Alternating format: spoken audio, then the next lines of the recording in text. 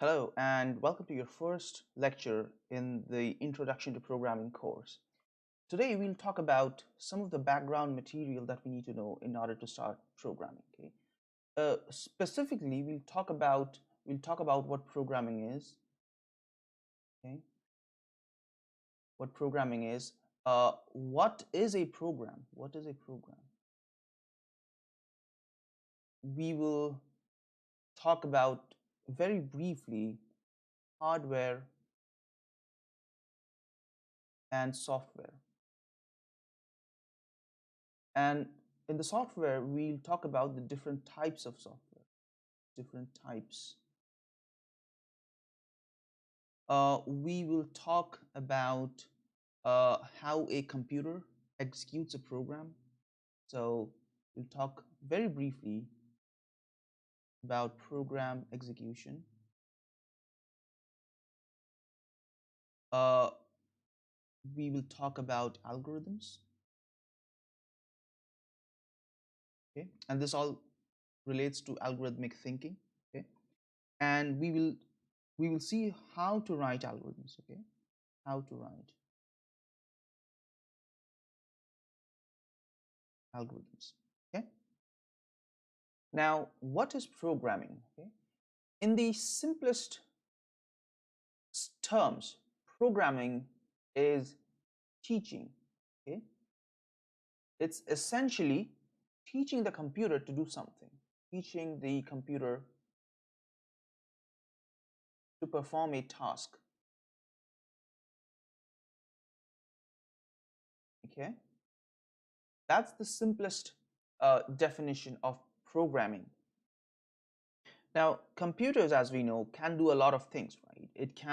Uh, it can, you can use a computer to play games, right? To play games, browse the web, right? Browse the web, uh, watch videos, right? Listen to music. Okay, so you can use a computer to do a lot of things, but all these things are things that the computer had to be taught. Okay, the computer had to be taught. It had to be taught how to behave uh, when a key is pressed in a game, right? Or how to behave when a mouse is clicked on a web page, okay? Or how to behave when an MP4 file is clicked, right? So all these things the computer had to be taught. Okay, now the computer comes with a set of things that it already knows. Okay, so the computer has a few things, the computer knows a few things. Okay, computer knows a few things. Okay, and this knowledge is actually pretty limited. Okay, for example, a computer knows how to add two numbers. It knows how to divide uh, divide one number with by another, right? It maybe it knows how to multiply, right? Now, using these small building blocks, you program the computer to perform more complicated tasks. Okay, so these are used by the programmer, which is you. Okay, to perform, or rather to make the computer perform more complicated tasks. Okay, what is an example of this? As I said, the computer knows how to add, it knows how to divide. But if you ask the computer, okay, I have five students, right? I have five students, and what I wanted you to do is give me the average of the grades of these five students. Okay, this is not something that the computer knows beforehand. You have to teach the computer using things that it already knows, which is add and divide, how to calculate the average grade point of 5 students. Okay, and this is what programming is.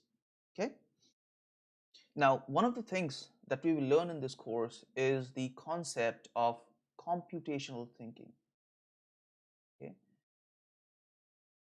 which is how you think, how programmers think when teaching a computer.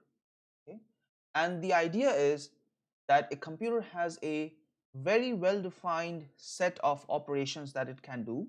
Okay, uh, and there are strict rules in which you can interact with the computer, and you are bound by those rules and those operations, and all you have to do is find a combination of those rules, right, and those operations, such that you can make your computer do what you want.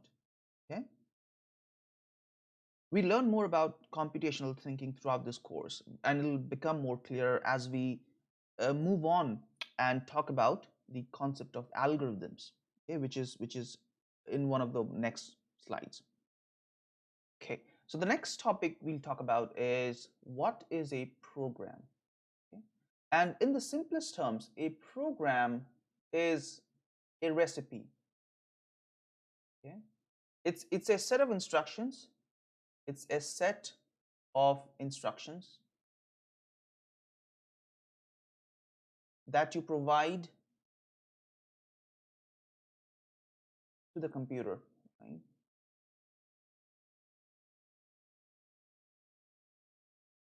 So in the last lecture, in the last slide, we talked about programming. Okay, and what is programming? It's nothing but you teaching the computer to do something, right? Now, how do you teach? You give them sort of a recipe. Okay, you give them a recipe to follow.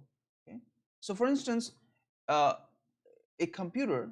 Okay, if you want the computer to find out the average of the grades of 5 students, you give it a recipe of how to do that, and this recipe uses building blocks that the computer already knows. Okay, uses building blocks, sort of like Legos. Okay, building blocks that the computer already knows.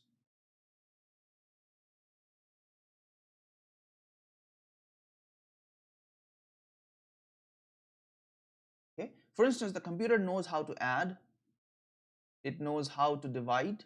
Okay, using these two operations, it can add two numbers, it can divide one number by the other. Now, using these two operations, how do you make the computer calculate the average? Okay, so that how part is encoded in a recipe. Okay, and that is called a program. Okay, the next thing that we'll talk about in this course is hardware and software. Okay, and I'm not going to go into details about these because I suspect you already know what hardware is and what software is, because it's extremely common terminology, but also due to the fact that we're not going to use that knowledge in the introduction to programming, but this is just for the sake of completeness. Okay, so hardware is, as you might know, the set of physical components. Okay, set of physical components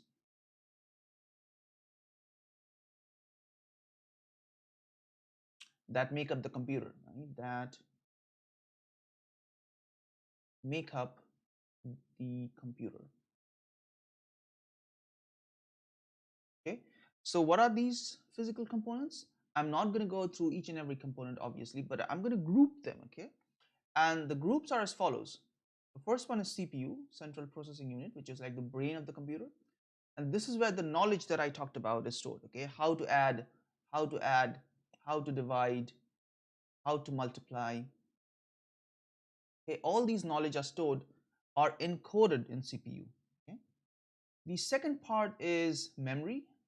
When I say memory, what I mean is RAM, random access memory. Okay, and this is volatile memory, which is it goes away when you switch off the computer.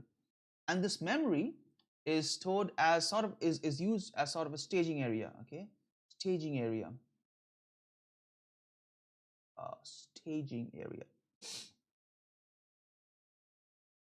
to to store programs as well as data. Okay, so when you run the program, it is first stored in the RAM, and then it is run by the CPU. Okay, and this RAM is also used to store data that you may use in your program. Okay, the third one is input output IO, input slash output. Obviously, this is required to interact with the computer, right? Uh, so input and output devices may be the same device. For instance, in case of a cell phone, both the input and output uh, are taken care of by the screen. Okay.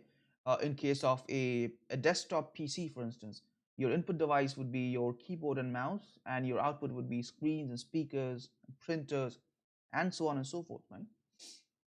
Finally, the fourth item is storage.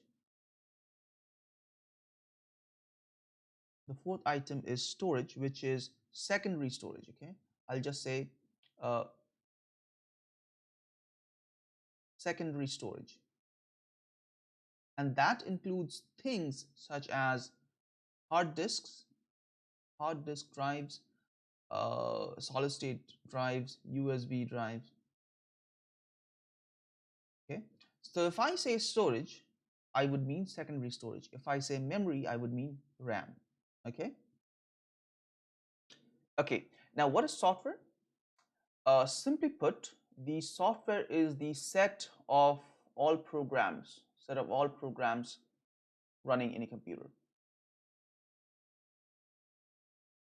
Okay, running in a computer. Uh, Maybe not running, but running or present in a computer. Okay? Uh, Software can be of different types. Okay? It can be system software, can be system software,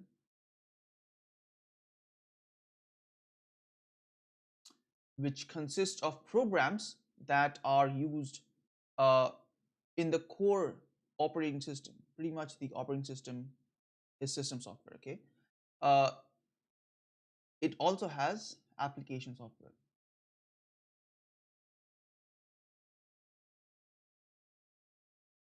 Okay, any software that runs on top of the system software or using the services of the system software is called application software. Okay,